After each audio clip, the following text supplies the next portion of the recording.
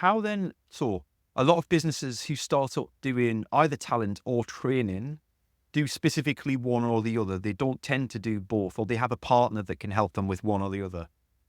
Why did you decide that your agency would do both? That's a very good question, because I have that question coming to me. I wouldn't say on a regular basis, but from time to time.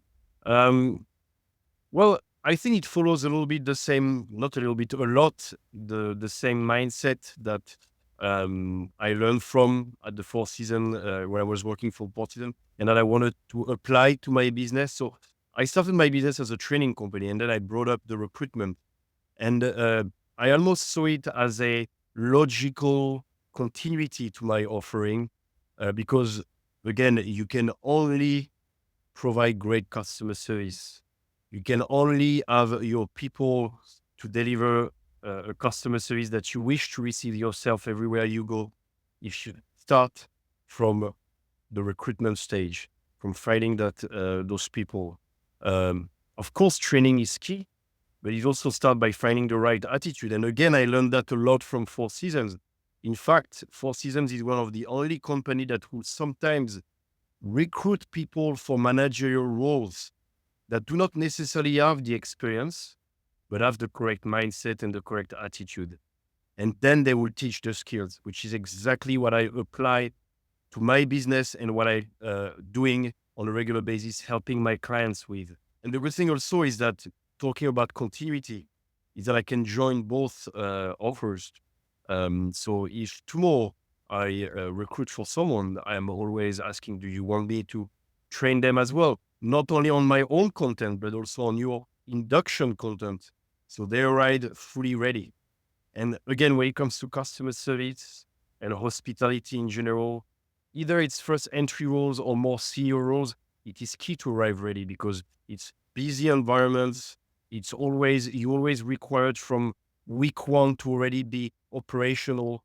Giving that time and giving someone who has the time to do it for you, to train them on the things that will really make a difference so they arrive ready. But that will also have an impact on the employees' retention. They're more likely to stay longer.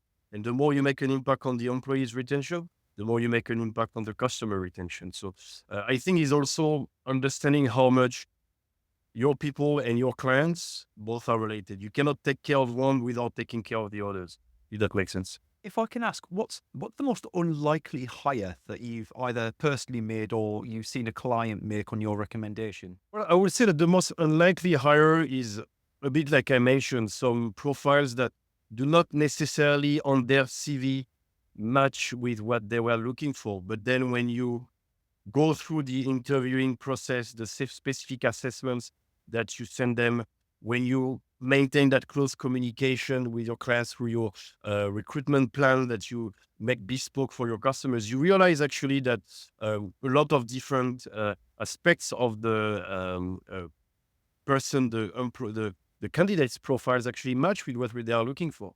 And then it's kind of very exciting to demonstrate that to the customers, to convince them, because they don't necessarily they don't necessarily get convinced, because I think when it comes to recruitment, we have a tendency to give too much importance to the CV, to the background. I don't really work this way, of course, I look at that. But again, I see it as important as the attitude, the mindset, the values. Because again, you can always teach those things, and I'm even assisting with that. So that's why I like to push that, because I think recruitment should be always